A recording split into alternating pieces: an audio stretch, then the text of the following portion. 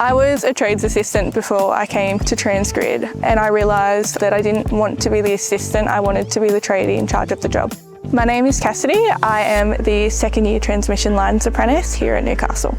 I didn't actually come in here knowing I wanted to be a lining. I was applying to be an electrician, and then I got into the interview and then they showed me photos and I was like, that's what I want to do.